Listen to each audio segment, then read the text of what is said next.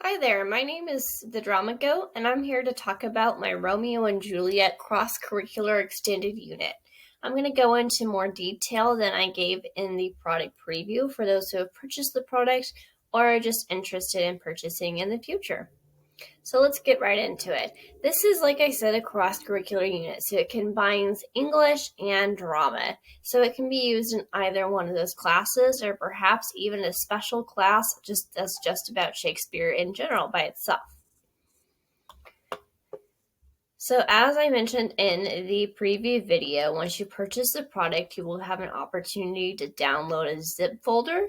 And in that zip folder will be the scope and sequence, or the specific lesson plan in detail, as well as all of the other supplementary materials such as worksheets, handouts, PowerPoints, and more. So let's get into it. I'm here looking at the scope and sequence first. So this is exactly what you get when you purchase this product. As we can see here in the overview, this extended unit is designed for 9 weeks of instruction, a week being 5 class periods, and a class period for these purposes being defined as a period of 15 minutes. It's designed for a class size of approximately 24 students. And so my main goals with this unit was to make Shakespeare come alive for students through teaching proper Shakespearean acting skills, but also putting in some English skills such as English comprehension, vocabulary, references, and learning about figurative language, all sorts of things. The standards this curriculum is aligned with, or this extended unit, are the Common Core English Language Arts Speaking, Listening, Writing, and Reading Standards for grades 9 to 10. And then it's also aligned with National Core Arts Standards for high school proficiency level. I have a daily overview, and then this is how you use the extended unit. So you need to read this before you begin section in detail, and then just work through the unit chronologically. I would recommend reading this entire unit and all of the corresponding resources before you plan to use it in your classroom. That way you can make sure you understand it and just kind of get an overall feel of where the unit is going from beginning to end. If you ever have any questions, feel free to email me anytime.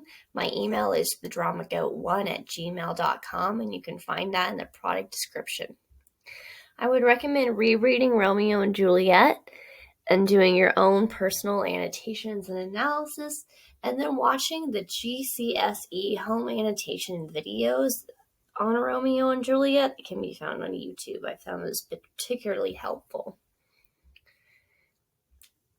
I have an organizational strategy for this unit, and that is the binder. So putting everything in the binder will help students be ready for class because they'll have everything in one place. So I mentioned the required materials that are to be used in the binder sections, as well as optional materials.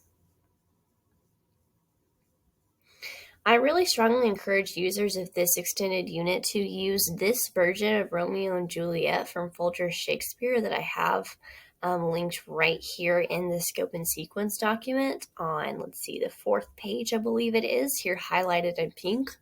There's going to be a lot of line references, and I want to make sure that it's making sense. I really recommend using this particular version of Romeo and Juliet with your students. Shakespeare is in the public domain, so that means that it's free use. So that's why I'm able to include that.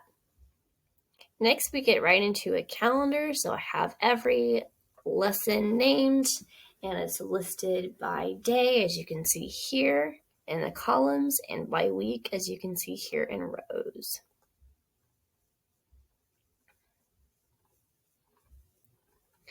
I also include what I call a flex day. So we know our instructional time can unfortunately be interrupted by a variety of things. And so a flex day is just to help you with your pacing so you don't get too far off.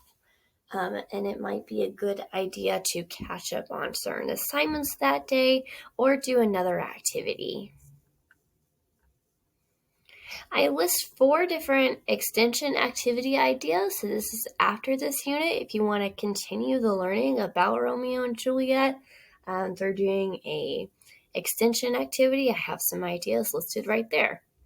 So let's go ahead and look at the first lesson so I can give you an overview of what all of the lessons look like, how they're structured, so on and so forth. So as you can see, this lesson is called Shakespeare and His World, and it's the first day of this extended unit. Here we have 4 learning objectives related to the goals of the unit that the students should achieve by the end of the lesson. Here I have listed the English standards that this lesson is aligned with, as well as the theater standards. And we would get right into it. So every single day, every lesson starts with a writing response. This is an anticipatory question that deals with the lesson topic. Some people might call it a warm-up or bell work or any number of similar names, but that's what that is. So then we get right here into the lesson sequence. So I let you know what exactly we're going to be doing in the order that you need to do it. So as we can see here, for example, in this day 1 lesson, we have complete the daily writing response, which is right there. And then we have watching a YouTube channel, explaining that today we're going to be learning more about Elizabethan England, and then completing an activity. This Shakespeare, the Man, the Mystery activity will be in that same zip file that the product came with by name. So I'm going to pull it up on my Google Drive for you. Shakespeare, the Man, the Mystery activity.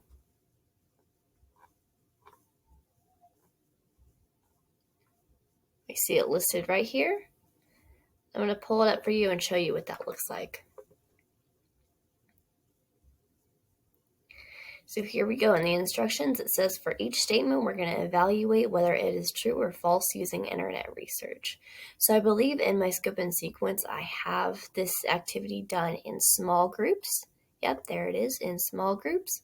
And then I have the instructions for the activity on the activity worksheet itself. And within the scope and sequence, you can see exactly what we're doing. That's just an example of these activities, worksheets, and other resources all have the same name in the scope and sequence than it does on the file name. So it should be easy to find with the zip file having all the resources in alphabetical order. There's another YouTube channel video on this particular lesson, as you can see the link right here. So you would just copy and paste that link into your web browser and show that in class. And then we end the day with connecting back to the writing response and turning in that activity. Each lesson has teaching tips that are specific to that lesson. So for this one, we talk about how the writing response might be called bell work or warm up, and how much time I personally do use on that in my classroom. And then I go into more detail about one of the YouTube videos that we're watching in class and how it can be a good tool to persuade admin and parents of the extended unit. Ahead, I list a website for creating resources and put some information about the activity. I also list required materials for each lesson, as well as ideas for modifications and accommodations. And then I end each lesson with an assessment. So this is assessing the writing response and any other activities we did that day. So in this case, it's that Shakespeare, the Man, the Mystery activity I mentioned a moment ago. And feel free to make your own rubrics or to modify mine, but I just have those listed there.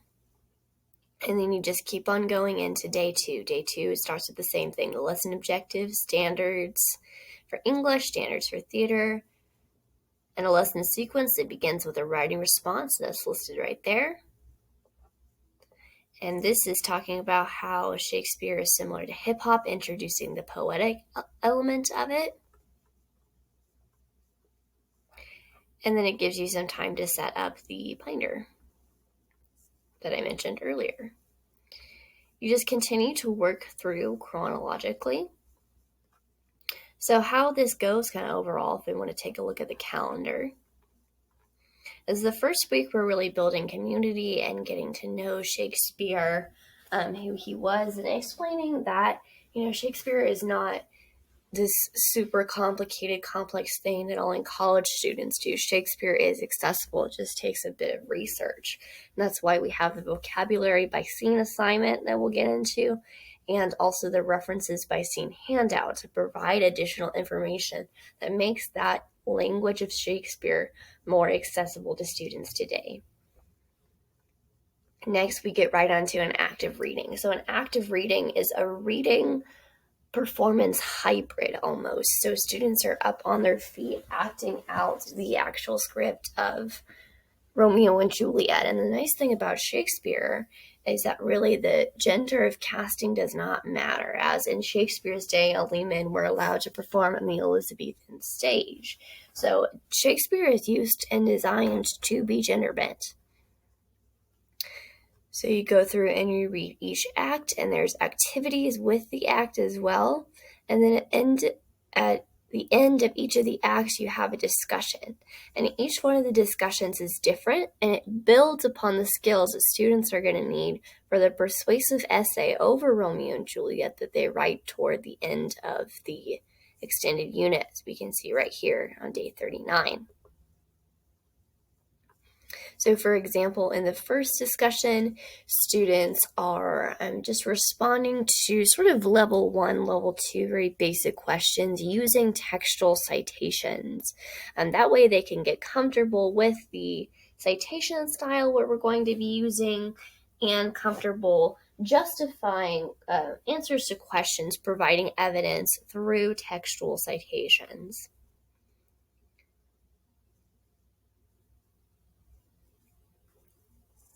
Let's see, we might take a look at what that looks like.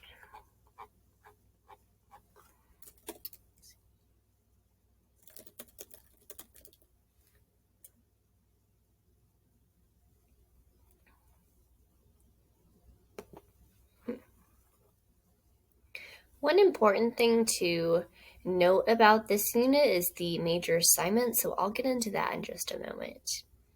So here's what a discussion day would look like. We had the lesson objectives, standards, and then the writing response. The Act 1 discussion is a strategy I like to call mixed discussion, and I have an overview of how to execute that in the scope and sequence. The scope and sequence is the most important document in this extended unit. This is where the specific lesson plan and what you're doing each day comes up. And then after each act, students pick from one of 5 major assignments. So since they'll be writing the persuasive essay after reading Act 5, there's going to be one major assignment that they do not complete. And I just marked that as exempt in the grade book. So let's take a look at what those major assignments are and what that looks like in the context of this extended unit. So as we can see here, we have a modern English Act translation assignment. Title, justify, and summarize is the second option. Then they also have an option to perform a speech from the script, and it's only 10 lines. I have 24 samples that they can choose from included with this unit. A figurative language analysis, and a costume and scenic design. So let's go more into detail with those. Modern English Act translation is exactly what it sounds like. They take the dialogue, so the actual script of Shakespeare, and they translate that into modern English for all of the scenes in one act. Second, we have title, justify, and summarize. Here they choose for their given act, they title each scene, justify why they gave the scene that title, and summarize what happens in the scene, or a paragraph each. The third option is that Shakespeare speech performance. So they complete the poetic scansion of their 10-line speech from Romeo and Juliet using a scansion assignment you did previously together as a whole group as a guide. And then they're going to go through the speech and analyze it using a go-to analysis worksheet. So this is a method of writing and analysis for acting that I've come up with. Go-to is an acronym, and that PowerPoint and the accompanying worksheet are both included with this unit. They translate that analysis to physically embodying that character for the performance, and then there's 2 different rehearsal exercises that they complete. I give 3 different options for performance. They can perform just for the instructor at a time outside of class, or they can perform for their instructor and a small group of peers, so maybe 2 to 3 other students, but not a big group. Or option 3, they can perform for the entire class, but this is a performance assignment. 4th option is a literary devices analysis. So there's a whole list of literary devices found within Romeo and Juliet. So they need to define that literary device, identify when it's used in the script, and then explain the effect that the use of the literary device has on storytelling. So I give an example of this with normative determinism on that assignment sheet. The last option for major assignments is costume and scenery design. So they do a scenery collage with a few photos of what could be scenery pieces from one scene from the current act of Romeo and Juliet. And then using the costume lecture PowerPoint, they sketch costume designs for 3 different characters from the act that they're doing the assignment for as well. I also have a student work example of that included in the drive. As you can see, I have student work examples of really all of the major assignments right there. So you can see exactly what students are aiming for as they complete the major assignments. Again, for Acts 1, 2, 3, and 4, they choose one of those 5 major assignment options I just talked about, and then the 5th one is simply exempt from the grade book. I tried to make the major assignments very diverse so it can appeal to lots of different types of students. Finally, they write a persuasive essay after reading Act 5 and therefore completing an active reading of the play. So there's 5 different essay question prompts that they do right there. I have specific directions for that. There's to take a specific position about the prompt and directly answer the question, persuading the reader and defending their stance. They have to use those in-text citations as well. And in the scope and sequence, there is time for developing introduction and conclusion paragraphs, as well as body paragraphs through workshops. There's peer exchange, one-on-one coaching, and just really a variety of things. So I hope this gave you a clearer picture of what the Romeo and Juliet cross-curricular extended unit is all about and all of the interesting things in it. Thank you so much for listening. I appreciate you.